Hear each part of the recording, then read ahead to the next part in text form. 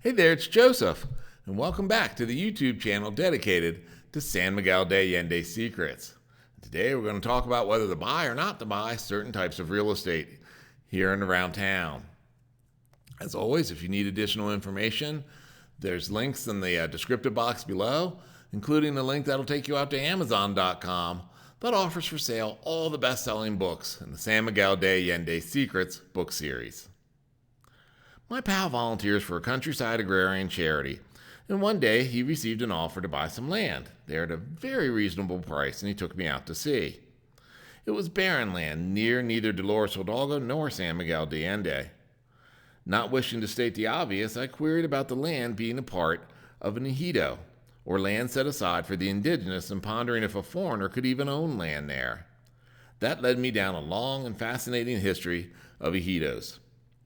An ejido is an area of communal land, mainly used for agriculture, on which community members farm designated plots and collectively maintain communal buildings. To understand why ejidos came into being, let's go back to 1930 San Miguel, when the town featured 10 grocery stores, 3 lawyers, 1 engineer, 1 bank, 3 drugstores, 8 clothing stores, 1 bookstore, 6 hardware stores, only 1 shoe store before the invention of the San Miguel shoe, 1 hotel, 1 soap factory, 1 textile factory, 32,680 inhabitants, 23,964 lived in the countryside, and 8,716 in the city. There were 14 automobiles, which for 1930 was a comparatively small number, but our roads were not in good shape.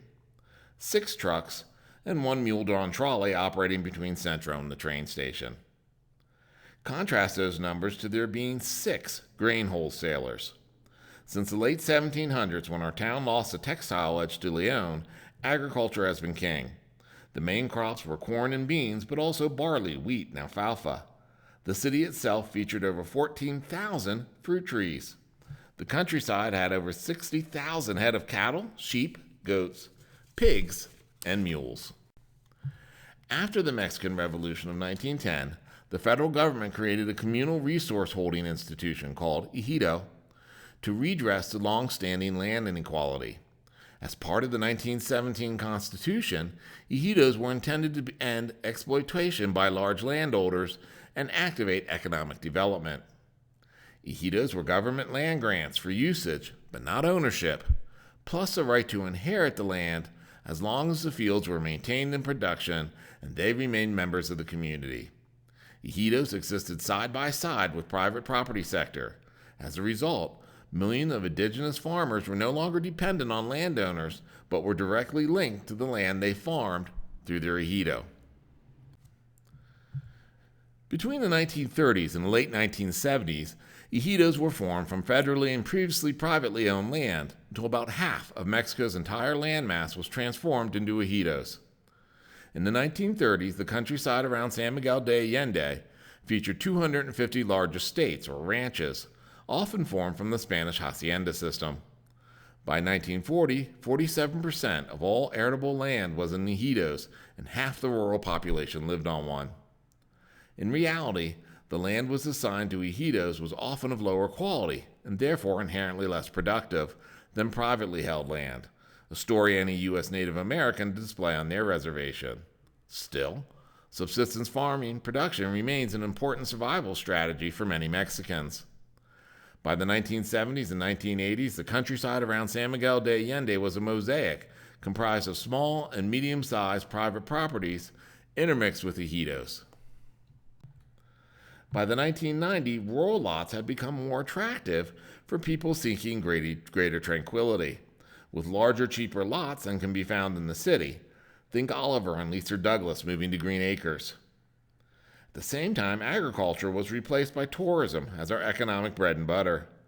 Suddenly, lots used for farming since the Inquisition/colonial era, 1520 to 1820, were far more valuable as potential sites for a hotel, water park, or a gated community.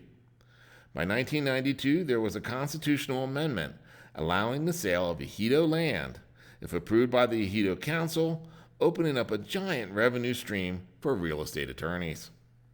For example, could, as a Totonoko ejido tried, could they permit the sale of land to build a golf course? It defeated the original purpose of providing the poor indigenous self-sufficiency in the production of food, yet, perhaps, working on a golf course was more attractive than subsistence farming. The jury is literally still out.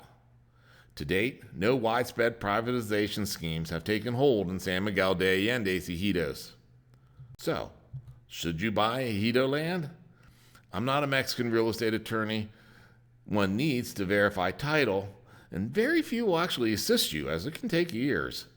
Even if your lot garners a title in your name, there is the first right of refusal to other members of the ejido, workers of the land, and any family members before you can sell the property. I don't recommend to buy land in the ejido unless you have excess money, time, and legal representation to complete the process. Suffice to say, my pal backed off from the offer, which was probably for the best. There is still plenty of easily titled land available for sale for Eva Gabor and you to give you that country life. Toot toot. Feel free to click the subscribe button below and you'll get notifications all month long here